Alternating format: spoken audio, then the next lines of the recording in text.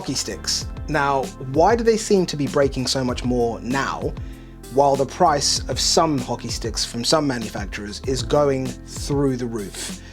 Get ready for a bit of a rant. This isn't so much of a rant, it's more of a discussion, but let's jump in. And of course, a quick side note, hopefully some of you have noticed, every single Wednesday at 6 PM GMT, which is UK time, or 1 PM EST or Eastern Standard Time, that's when I'll be dropping a video every single Wednesday at that time. So if you don't get notifications, you know to look out for a video on that day. Let's jump in.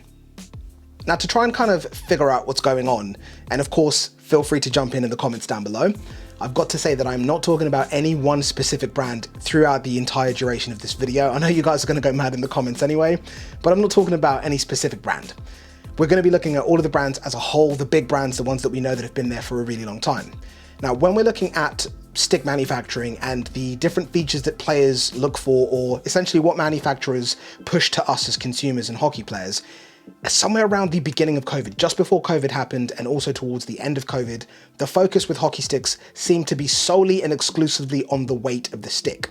That seemed to be the primary selling feature, the lightest stick ever.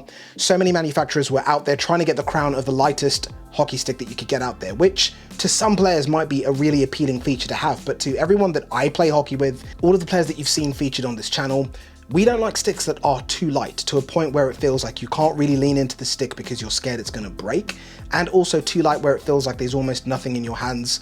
That's definitely not a pun, but I guess the pun was definitely intended. Those types of sticks aren't ideal for the majority of players that are out there. Now, when we look at how we have gotten here, we have to look at the manufacturing, of course. With hockey sticks, there are a few ways that manufacturers can craft their sticks, create their sticks, or manufacture them to reduce the weight. Now, one of the most obvious ones is going to be through the improvement of technology and what's available. If we look back at hockey, sticks started off as being wood, and then from there they went to fiberglass. Now we're using a mixture of different composite materials like carbon fiber, some have Kevlar, etc.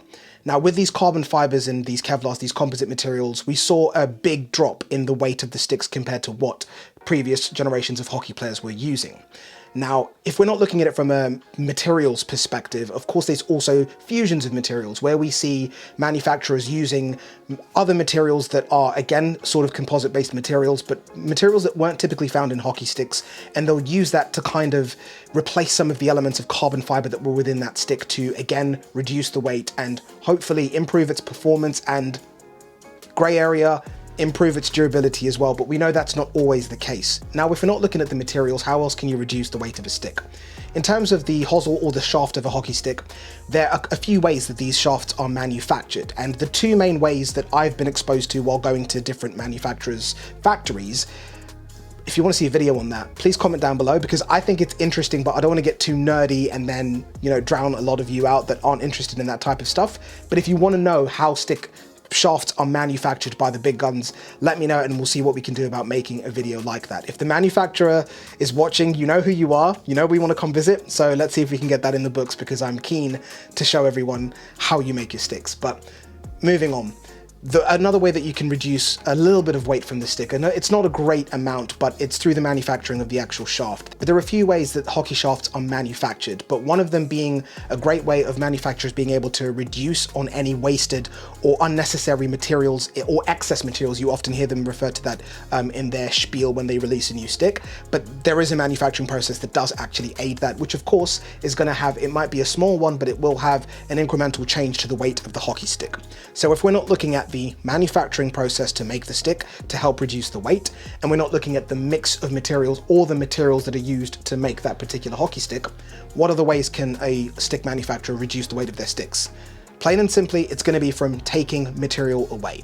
Now, when you look at a hockey stick and you're trying to figure out where you can remove a little bit of material from, the most likely place is going to be the shaft. You definitely don't want to mess with the blade, because that's going to have numerous repercussions onto the finished product that you have, but the shaft is a pretty prime place to be able to select areas that you can kind of reduce on the materials that you're using to manufacture or construct it. Now, what this is going to result in is, of course, a lighter stick, but that also compromises on the stick's durability, and it's one of the reasons why we see sticks breaking a lot more now than you could say arguably a few years further back.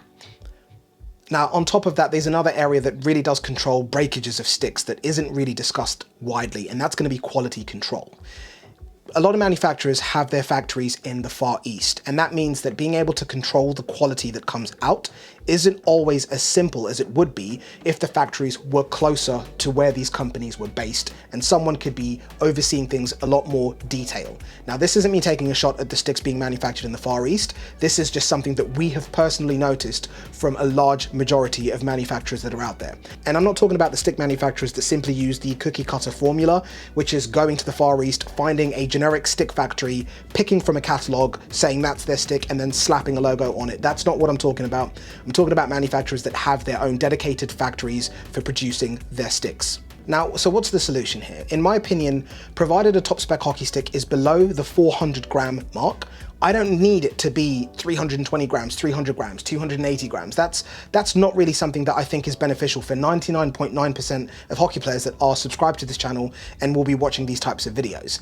I think the notion of trying to make a stick lighter is one that has reached a point of ridiculousness, to be completely honest. I don't think a stick's weight should be the primary focus. In my eyes, it should be the balance of the stick, the release of the stick, and the feel of the stick. Those should be the three things that are put above everything else, because if you have a well-balanced stick, it can feel significantly lighter than a stick that is physically lighter than the alternative.